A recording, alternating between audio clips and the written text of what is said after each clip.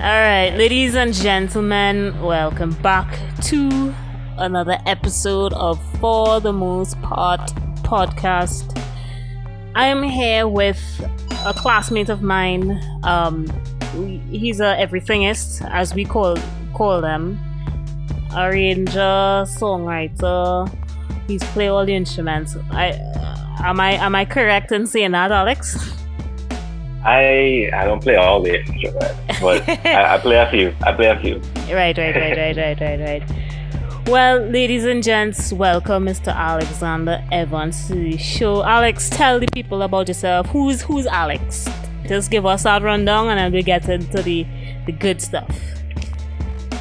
Hey, first and foremost, just thank you, Kemi, for inviting me on. Thank you for having me. Not a problem.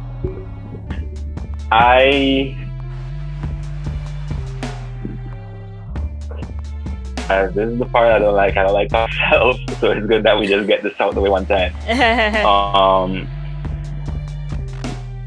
a, as Kemi said, I'm a multifaceted musician, and I think the best way for me to describe myself is I'm just a being, and within this being there's a lot of different parts, and some of those parts might be contradictory. Mm-hmm. I'm very much human, but I'm also very much divine. I'm very much I have a lot of strong masculine energy and a lot of strong feminine energy at the same time. And one of the things that I love about music is that music is kind of like an intersection point between these seemingly contradictory ideals. Music is one of the most human things that I do, but it's also an expression of the divine. Music is very much an expression of that masculine energy, and is also very much an expression of that feminine energy. So that's why music is, for me, more than just what I do. It's who I am. Right. So on that note, who are some of the musical influences that would have shaped who Alex is? Because I could say for sure I know who mine are. I've listed my genres. People will always say, you always talking about this era and this and that. So I'm sure you'd be able to share some of those. And by the way, Alex is Belizean, so I just let all you know. If all you don't know some names, go on Google and research it. But Alex, tell us who some of your influences are.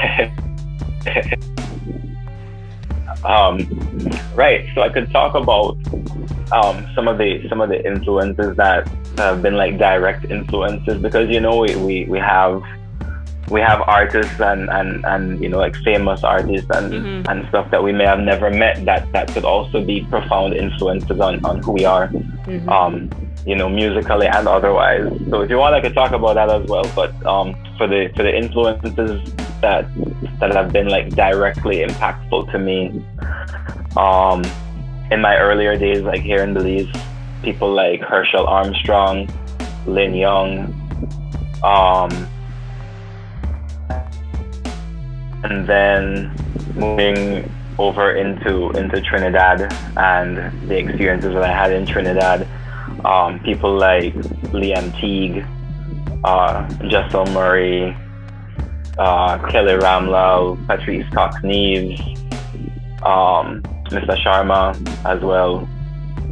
Most of the lecturers in UWI, I think, had a profound impact on me in one way or another.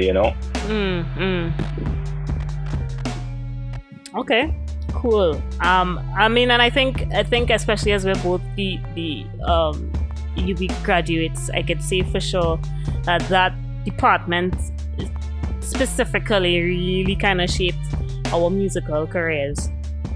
And so on a tangent, I was just gonna say, like, I kind of feel like maybe that's what inspired the Feel the Love project, because I was gonna get into that a little bit, because people ask me, I see in a set of UWI people, but it's not just UWI people. It's I guess a community of people, because it's not just UWI.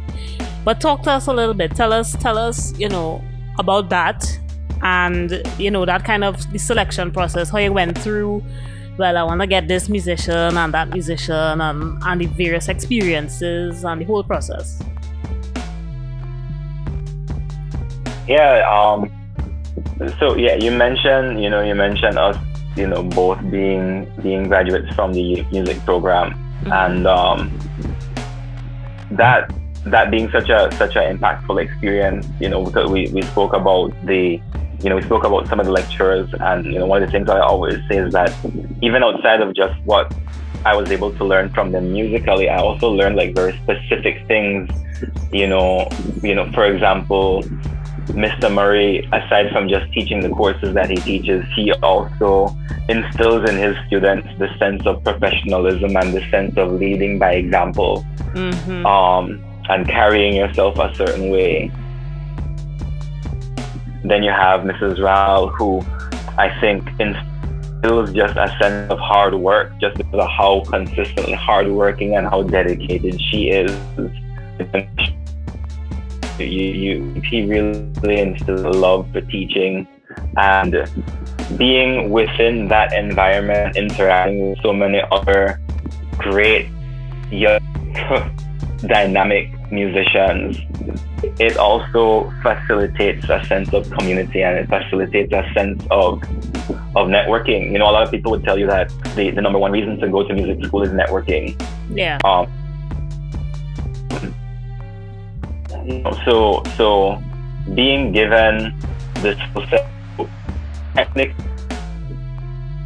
plus this Feel the Love project, but then also being given the network that of current students, past students who were ahead of me, who were with me, who were willing and able to contribute to this project in such meaningful ways.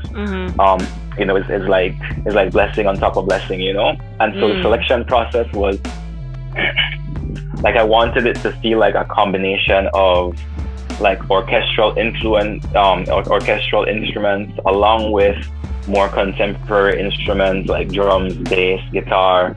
Right. And then also with cultural instruments like the djembe, like the steel pan, just to give a really, really broad, encompassing feel to it. And as I mentioned, because of you and because of having that network, it was kind of just a matter of, okay, what instrument do I have? Okay, how many people do I know who could play this instrument? Right. How many people? Okay, I have a good rapport with this person. I have a good rapport with that person. And then a lot of the other musicians outside of people who, it wasn't just all UWI musicians from Trinidad. There's also people who I worked with outside of UWI as well. And then from the Belize side of things, because I really wanted it to be like a cross Caribbean type of collaboration, right?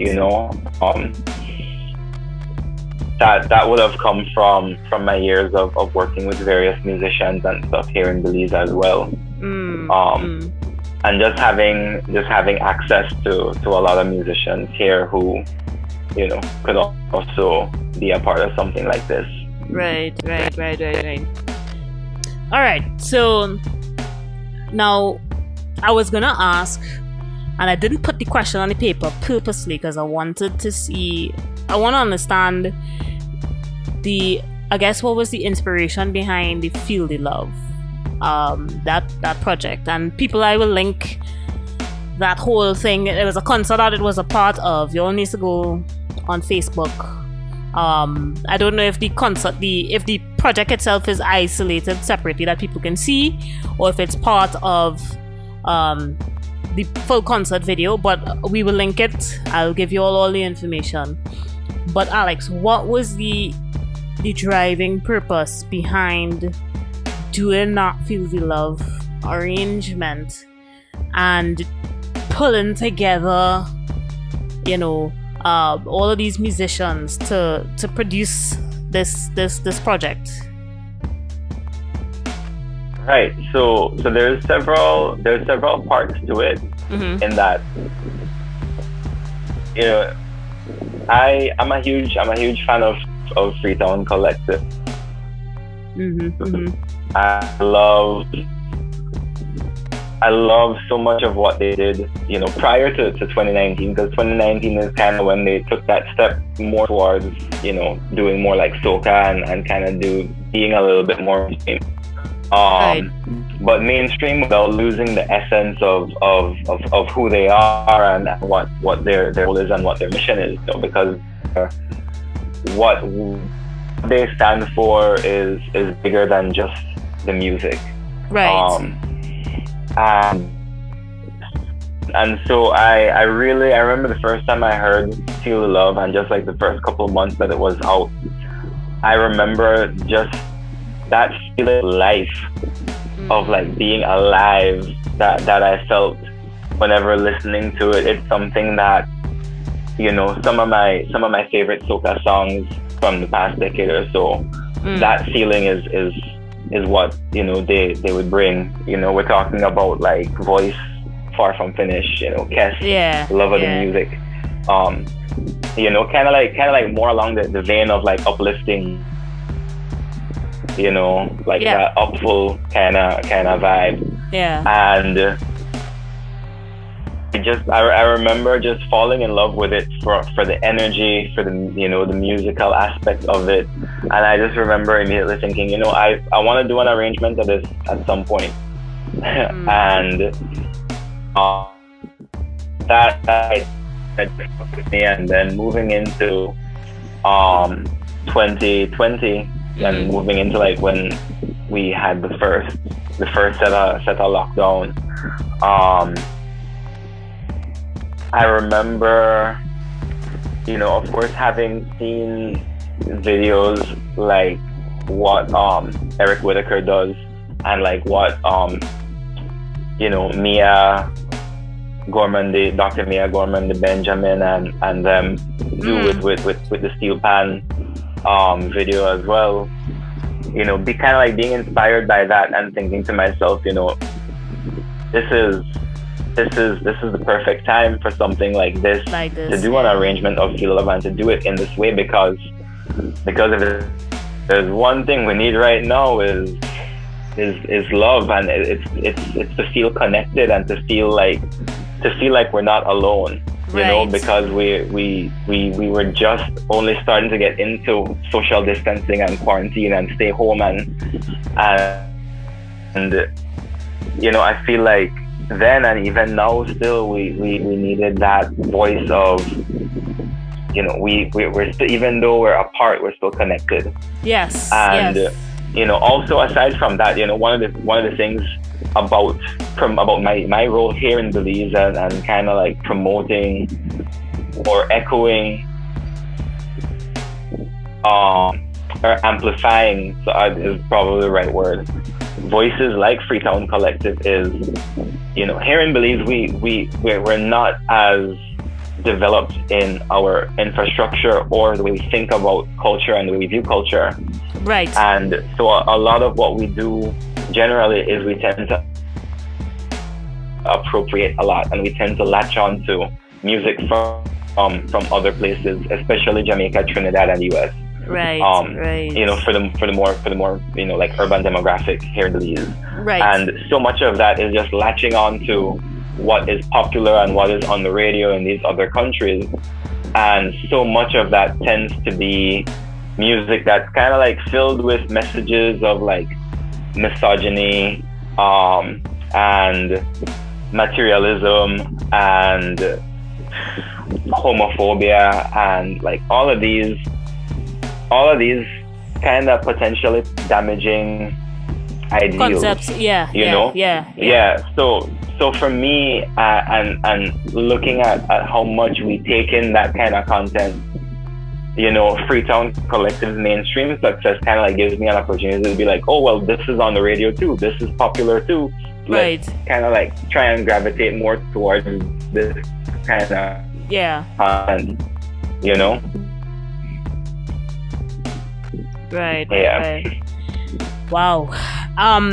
Do you think it had the impact that you were thinking about, that you had in mind, a dream, long-term goal? Because I know a lot of arrangers, for example, when we did the Women of Steel project, and it's not to overshadow this, but I'm using it as an example. The one thing we wanted people to get to understand is that women can arrange one, and women could play band two.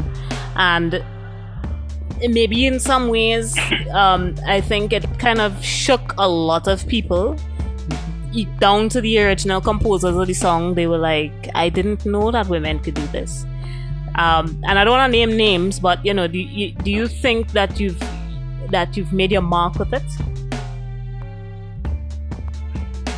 That's kind of a difficult question for me to answer, I think. Okay. Because I don't feel as if it's the extent of where it's going to go. I don't think that is fully realized yet. Okay. As a part of it, I know that, but what I can say is that from the feedback that I've gotten so far, for the people who have seen it and for the people who have, taken the time and sat down and looked at it and listened to it, I think that it has had that desired effect for them. Okay. People definitely, seem to feel that sense of oneness.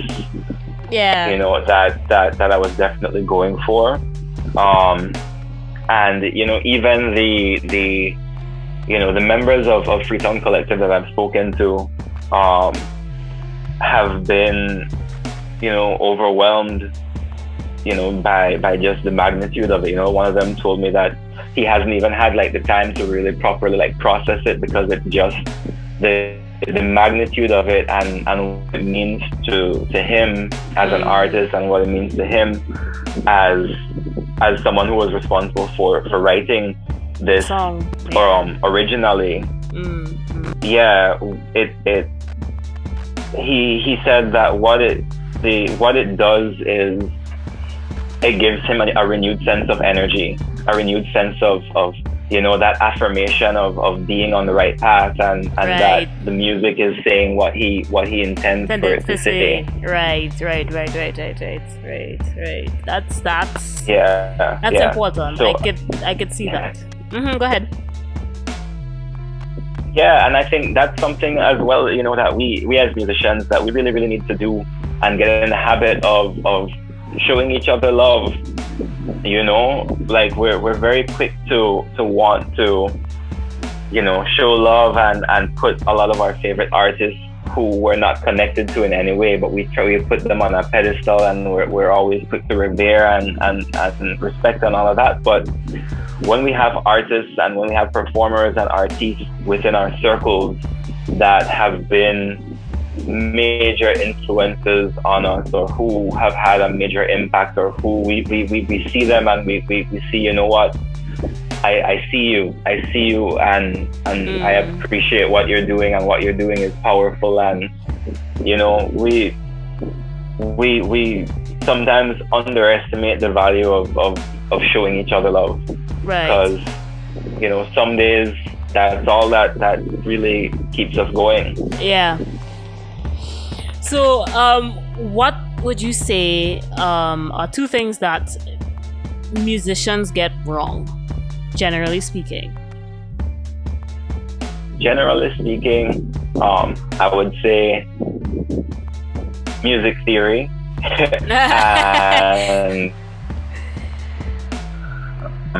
and social responsibility.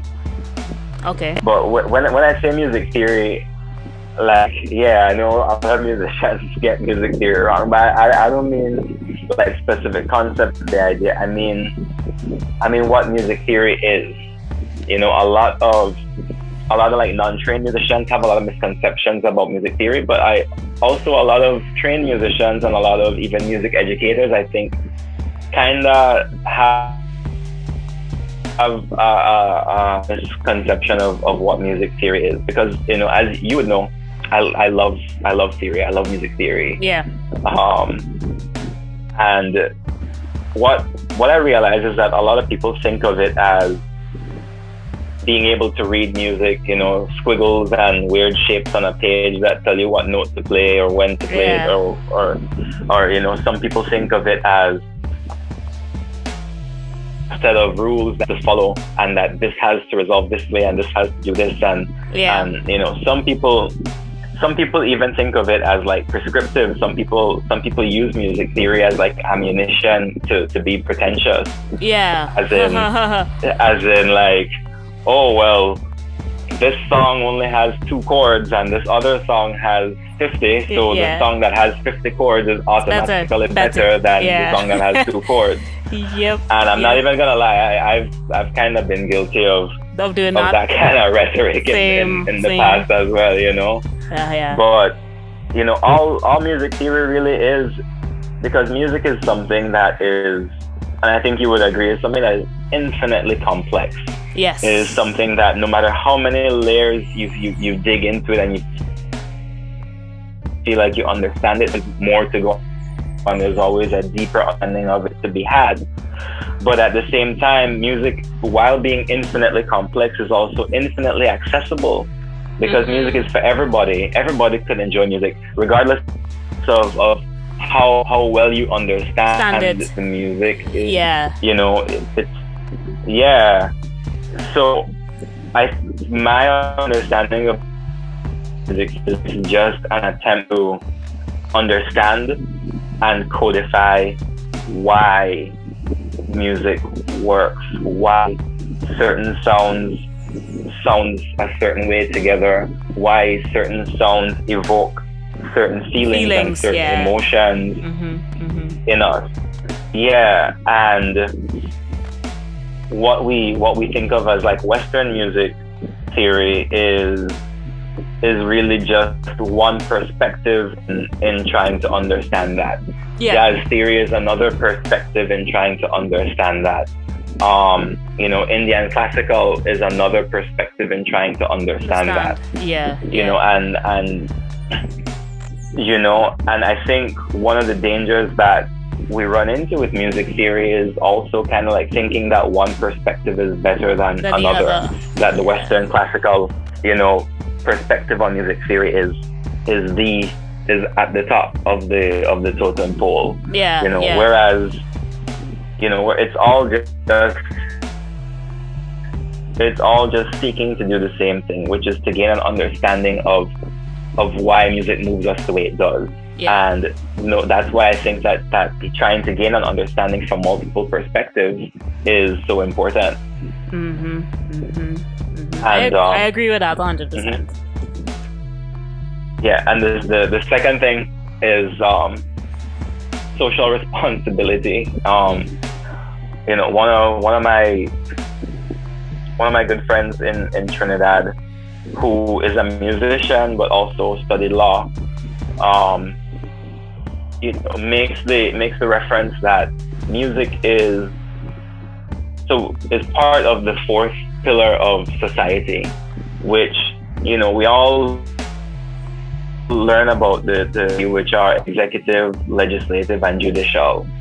And the 4th pillar is the press, and the is to hold the other 3 accountable. And then, all artistry is part of that 4th pillar. It's part of the press, and as such, we have a responsibility to kind of like ask questions and to hold the other 3 accountable. Yeah. And I don't think that there's any better illustration of this than the Calypsonian. Yeah. There were eras in the history of Trinidad and Tobago where the Calypsonian was feared because they were the news, government, because they carried the news. They were the ones that could sing about reports, and it would be accurate. It would be the truth. yeah. They were that sense of transparency. Yep. And it's also not a coincidence that when you look at oppressive regimes, when you look at the Nazi regime, when you look at post-revolution France, post-revolution Haiti, or even pre-revolution Haiti and during revolution Haiti for that matter, right, certain artists were banned, certain works, certain books, certain authors, certain visual artists, and it's because as artists we have such an inherent power to sway and influence human emotion and to influence the way people think, and so it's part of what we are, I would say, called to do, and that's not me saying that, okay, every single song that you write or every single thing that you put out has to be politically charged and it has to speak out against oppression and it has to do this and it has to do that, because no, I mean, at the end of the day, what we're really doing is we are expressing emotion, and a part of that comes with that accountability. But at the same time, if somebody say that they wake up Juve morning and they feel to jam 50 woman bumper, that's a valid emotion. That is an expression of an emotion, and I don't think that like, I'm not trying to say that people shouldn't be allowed to express that, or that people shouldn't be, but I do think that we do need to kind of take a little bit more ownership of the power and the influence that we have. Okay. And act with a little bit more social responsibility.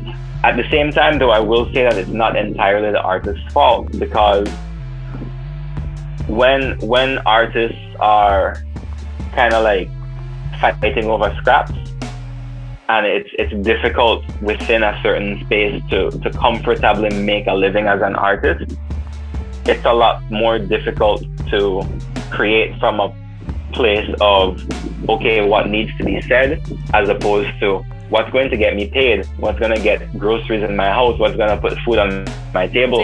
Yeah. So we're looking at social responsibility, and we're looking at, what was the other thing I said? Social responsibility. Music. And the first one was music theory. Yeah, music theory. Yeah. Social responsibility. Two very different. Two very different, I guess, concepts, but I think they are intertwined, because so funny, the last episode we spoke with Dennis Howard, and we were basically talking about how intertwined and how interconnected the Caribbean is, and we don't see that. And if we could only see how powerful we are as a unit, we could, I don't want to say mash up the place per se, but we take ownership of, like, for example, in the Olympics, if Jamaica wins the Olympics again, that is we people, you know what I mean?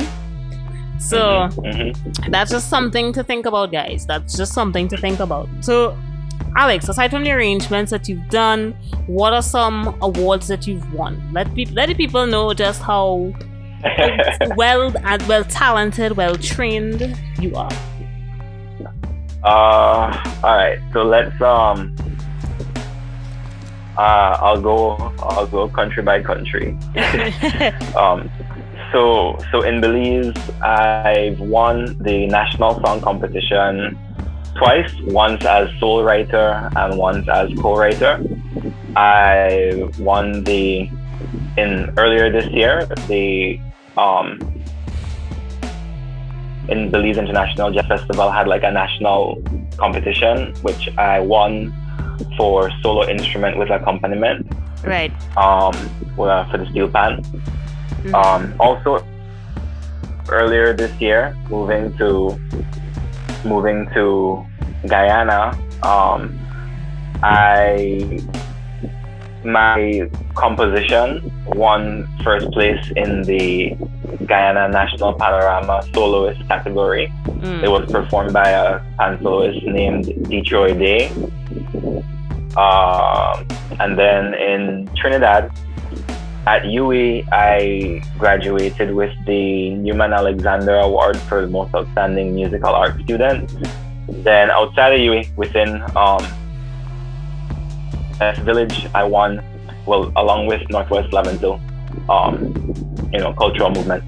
We won the folk theater category, for which I was the musical director. I also won best musical director, best arrangement and accompaniment, and best choral work within the competition. So guys, I hope that all you're kind of picking up on what I'm trying to do with this little piece of podcast, right? So it's not just about simply recognizing that we need an overhaul, for one, not just in Trinidad but in the Caribbean, but two, that the talent that we have, the talent that I don't want to say breed, but talent that we create and foster, and the talent that we don't want to support are doing phenomenal things, and we are winning awards, trophies, scholarships, whatever the case may be. And we wait until one of two things: they're either in the US doing big, major, famous things and we like to claim it, or we wait until they're close to the grave. We need to change that now. And that's the one thing that I will keep saying every single episode. We need to change that. We need to change how we approach the arts. We have to support. We have to support. And if we don't do it, it won't collapse, but we're just going to keep going backwards and just keep backpedaling. So, last question, Alex. What is one thing you'd like people to know about arts in the Caribbean? And we will wrap there for this episode.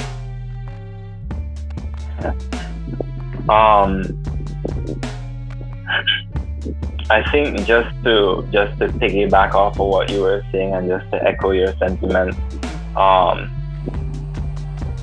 that we are way more powerful than we realize. That we are capable of so much more than what we realize. And I think that a lot of the post-colonial mindset still pervades and still exists. And even within the world, the realm of what we do musically, using music as our area of expertise, the thing that we could speak on, we still very much look at music and musical ability and composers and everything in a very hierarchical way. Hierarchy that we're taught to put white, male, German-speaking composers as the top of the top.